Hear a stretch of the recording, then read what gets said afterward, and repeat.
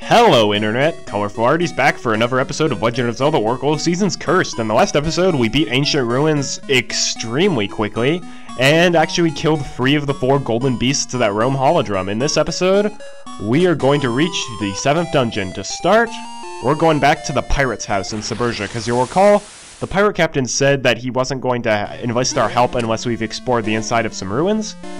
Guess what we just did? Useless fools! Can't someone find me, Belle? You? I can see it in your eyes. You're a competent adventurer. Okay, go get it. Find me, Belle. I'll be waiting. So next up, remember this guy? Now, how'd that go again?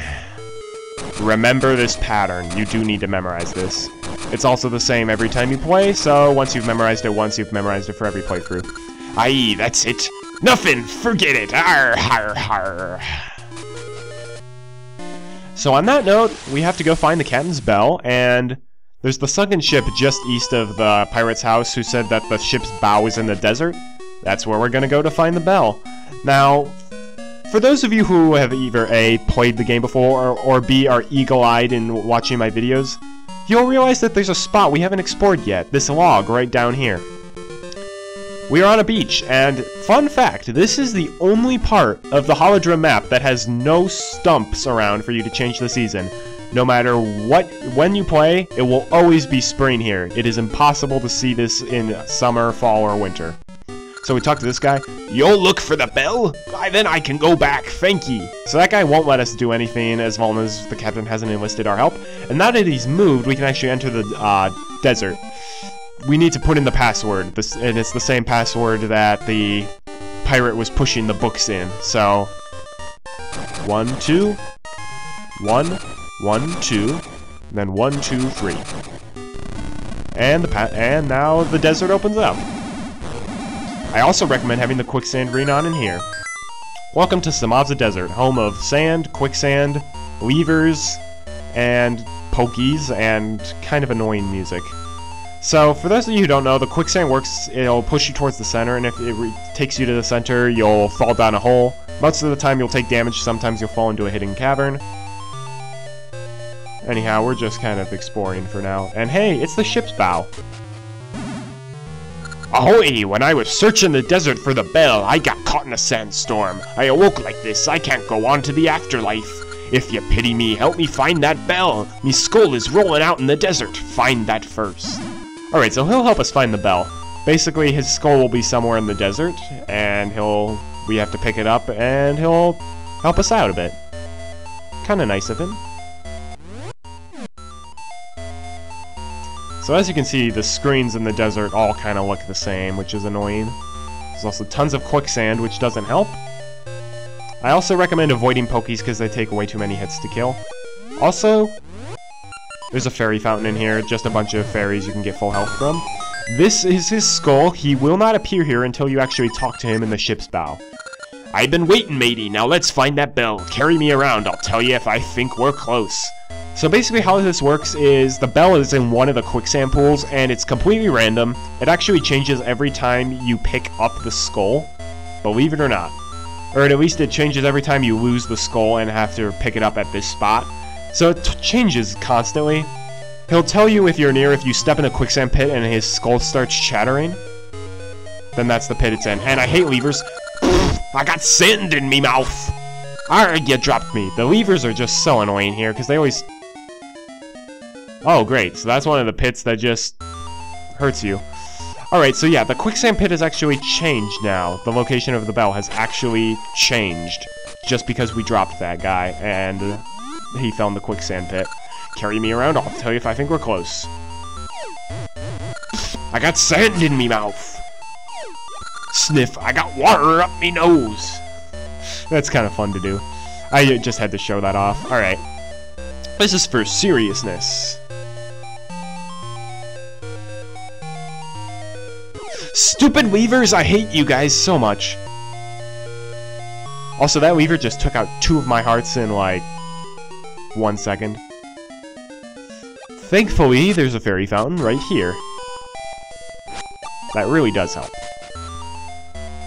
This is where having the quicksand ring really comes in handy. You also have to talk to him before you can pick him up.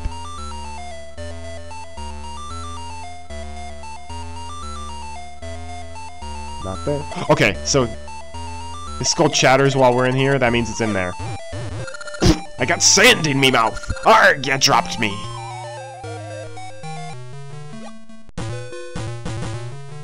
That's it, no doubt about it. You got the rusty bell. Will something this rusty do? Uh-oh, that's Captain's bell, but I hope that'll do. It's awful rusty. Well, at least I can go on to the afterlife now. The rest is up to you, matey. And he disintegrates. Oh, well, that's just jerkish enemy placement. Also, those cactuses do hurt you if you touch them. And they've got deceptively large hitboxes, so it can be annoying. And nope, there's one square of the desert we did not explore. That chest has a ring. One of the quicksand pits takes you there. I forget which one it is. Use a walkthrough to find out. Alright, so now a really cool part about this. We're in Subrosa now. That is the only pathway to Subrosa that is not a portal. I think that's really awesome right there. So I guess that kind of proves Subrosa is underground, because the ship is sunken in the sand, and the bow of the ship is in the holodrum, and the rest of it is in Subrosa, so it has to be underground. That also means I think gravity is kind of inverted in Subrosa. It's kind of weird. Hey, you brought me bell? Thank ye, let's take a gander. Oh, surely this. Arr, this fin's rusted something awful. What are you pulling? This won't do. Go get it polished. Oh! Also, while we're in Subrosa, this is something I should have done before the 6th dungeon. Now that we have the magnetic gloves, we can actually get 2 valuable items in Subrosa that will help us get a shield upgrade. So first, go over here. You'll notice that chest, that is what the valuable item is in. Also, the volcanoes are crazy over this area. Fun with magnetic gloves. So, alright. First, we get the blue ore. Also, you'll notice that conspicuously marked patch of dirt right in the corner. That's got a ring in it.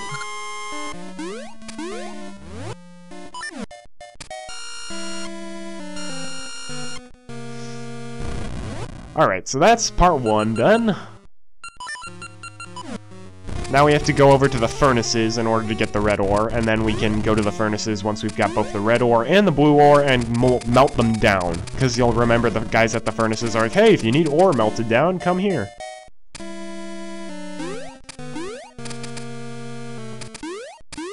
Hey, that was a tricky jump. We're also going to go on a date with Rosa. Because there's one thing we can get if we go on a date with Rosa. Wanna, like, go on a date? Okay, I'll follow you. So I forgot to mention this earlier, Rosa is like a superhuman. Like, she can levitate, she can teleport, she can do all sorts of stuff. She's the whole package, buddy. You see, she levitated over the pit and then teleported. She can also hover. Whoops, not that. Look at that! She literally just levitated over those pits. I want that superpower. And here we get the red ore. For those of you who are wondering, the shield upgrade literally just makes your shield bigger. I have no idea if it actually makes your shield better or not. But I do know it doesn't make your shield worse, so... And it looks cool. And also, if your like eats your upgraded shield, you can buy upgraded shields at the Horon Village shop, but they might be a bit more expensive. So it's almost a harmful thing.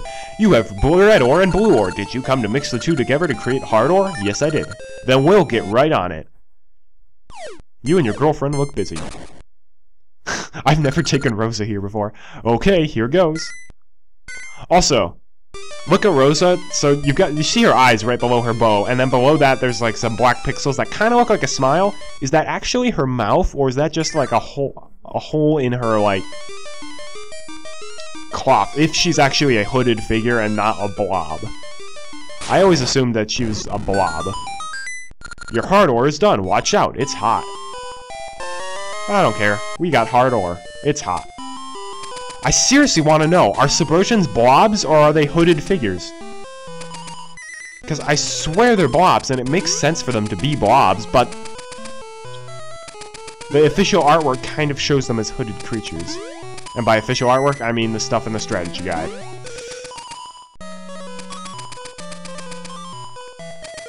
Alright, so now we've got the rusty captain's bell and the hard ore. What we're going to do, take them both to the Subrosian smithy, and they can fix those both up.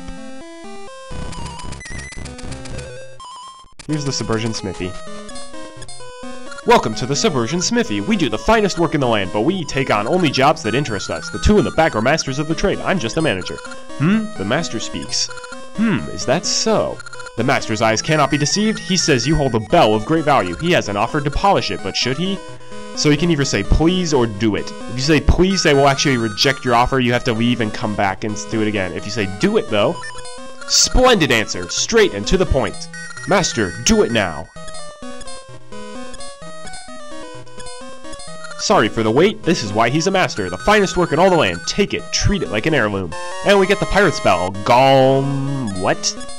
Bells don't go galm. Bells go Reno-Lane-a-Lane.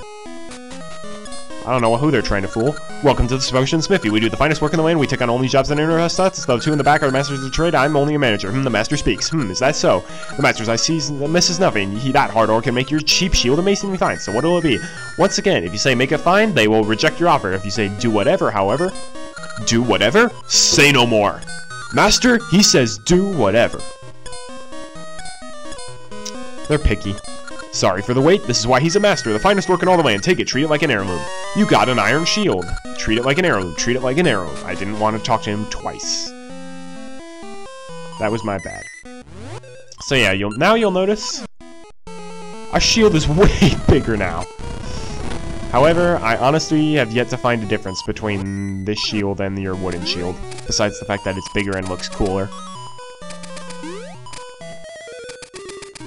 There actually is a second shield upgrade, only in a linked playthrough, the mirror shield, which makes it even bigger.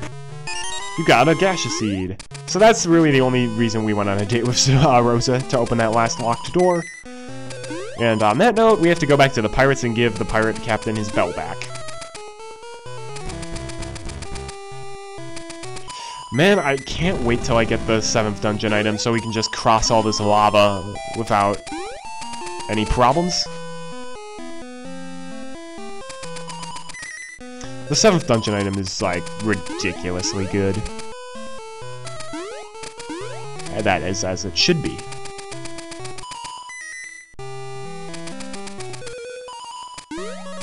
Hey Rosa, you like pirates, right? I had so much fun. I hope you'll ask me out again. Oh, she does not like pirates, apparently. Hey, you brought me bell? Thank you, let's take a gander. There's no mistaking it, this bell is full of memories.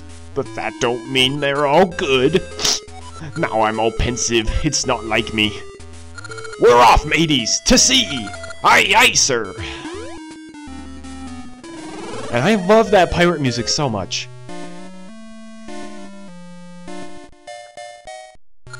Now reporting, Captain, just thought I'd give you a little kiss. I hope you don't mind. The ship's all fixed, we can set sail anytime. To the ship! I love being this close to me mateys. It's not weird at all.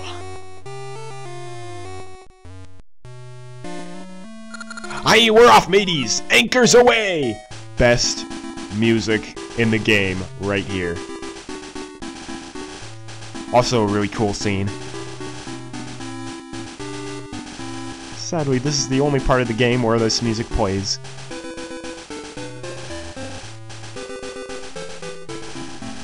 Captain, desert dead ahead. Hold her steady, to sea, mateys. But it's impossible. Fool, it's do or die. We'll make it if we give her all we got. Aye, sir. Help us all.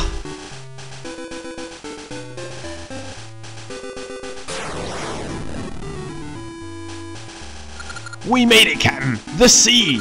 By Jolly Roger, aye! Go, mateys! This is it! Aye, aye, sir! Arr, the sea is truly me home. Me heart's come alive, aye! Sound the bell! That's not what a bell sounds like. That's a gong. Hey, have you heard of this great new dance? It's called the pirate spin. Oh, everybody's doing it. It's all the rage of pirates these days. We just can't stop doing it. I don't feel so good. Oh, hey guys, have you heard of this great new dance craze? The pirate spin. It's awesome. I've been on land so long, I got seasick. Oh, guys, I just heard this great new pirate dance craze, the pirate spin. It's no use. Think about it. We ain't sailed since we died. I do not approve of the pirate spin. You call yourselves pirates? Shameful fools, getting sick the moment you set sail. It's no use. Put her ashore. Aye, sir. And hey, they picked the perfect spot to anchor away. That giant gap in the bridge that we couldn't get across? Well, they're parking their ship perfectly between those two, so now we can walk across the bridge on their pirate ship. Oh, set anchor. We gotta get our sea legs. We'll rest here a bit. And oh my gosh, that pirate voice just kills my throat. Oh well, I think that's the last we'll hear of them. For now. Go here, we get a rain. So now we're in the winter beach over where we got... whatchamacallit? The hero's cave, where we got the sword. We go down here. Shh! Don't tell! Oh, he's just gonna load up our wallet, pretty much. That guy just gave us like 350 rupees right there. That's awesome. Whoops, didn't mean to do that.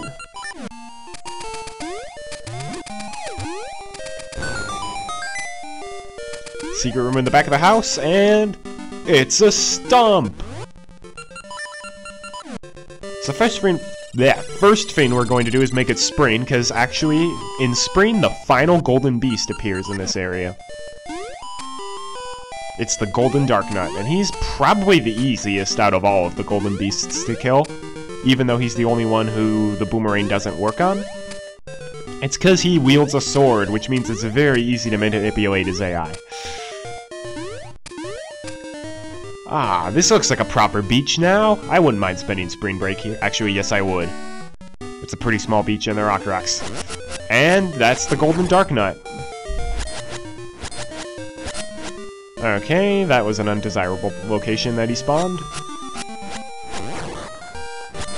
Alright, yeah, just stand here and literally just rapidly tap A. He will just walk into your sword over and over and over again, and he won't ever hit you. This is not the only place that it works, actually. If he gets like that, you're gonna have to switch directions. Oh, what the? Oh my gosh! Me and my big mouth. Alright, he's not the easiest, he's the hardest, apparently. I just need to come at him from a different angle. Let's try taking the high road on him.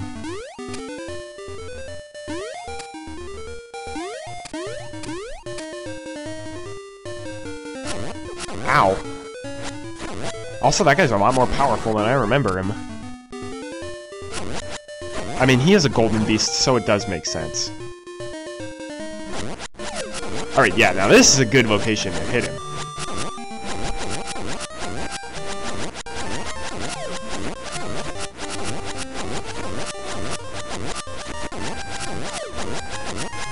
Ah, come on, Gold Dark Nut. I mean, I know you're a golden beast, but really, you should be dead by now.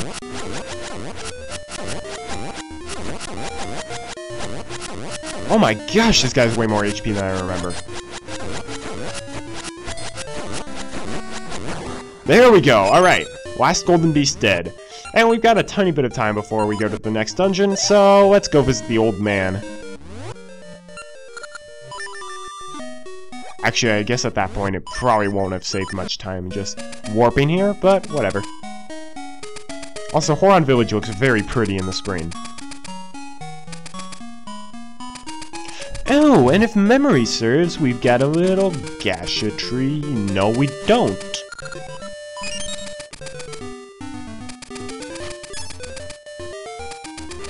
Oh, whoops, I just realized we totally forgot to harvest our Gasha tree in Charm Ruins. Well, that might be another thing I guess we'll do. I mean, we're not short on time. This episode has been very short thus far. I think it has. It hasn't felt long, at the very least. Watch it be like, oh, it's like a 20-minute video. No, we've got time. Golden Man, you have slain all 4 golden beasts. Sir, you are worthy of true power. Take it. And we get the red rain. How you use the power is up to you, but do not be tempted to abuse it. You're gonna abuse it. Believe me. The red rain is so good.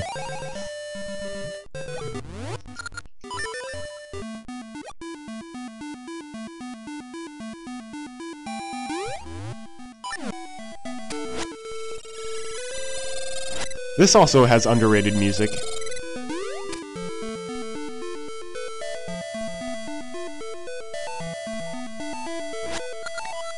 And we just get a rain.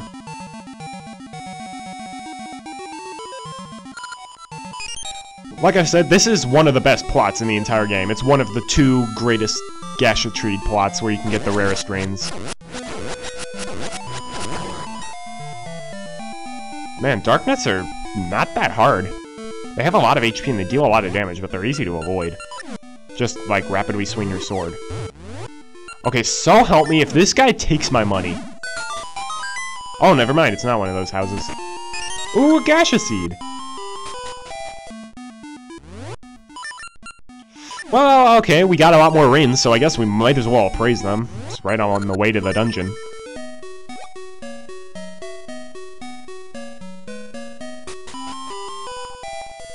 Hey Vasu, I've got more rings for you. Alright, Red Luck Ring, half damage from spiked 4s. I guess that's alright. The Blast Ring, more damage from bombs. That can be useful. The Red Ring, sword damage times 2. Couple this with the Noble Sword or the Super Sword and it's amazing. And the Gasha Ring, grow great Gasha trees. Let me clarify, when it says grow great Gasha trees, that does not mean that the Gasha trees you grow will have better prizes inside. Rather, it means the Gasha trees will grow a lot faster. The prizes you get will not be any better than they would if you didn't have the ring equipped. I just want to emphasize that, because that is a misleading ring. And hey, I never even went in here. This is the GBA Nature Shop.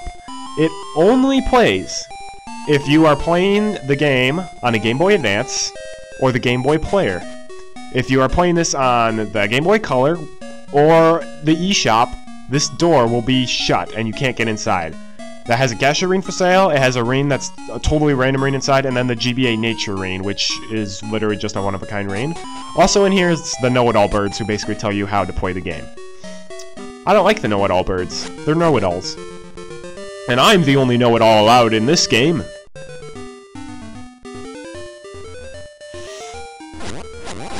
Okay, it makes me kind of mad because I actually recorded this video and the last video before this, but for some reason it didn't get my commentary recorded, so I just reshot this because I had safe copies of my game, because I actually copy my games now, to make sure if that happens I don't have to replay through all of the game again. And I ran into Maple in Charm Ruins, and she dropped a ring.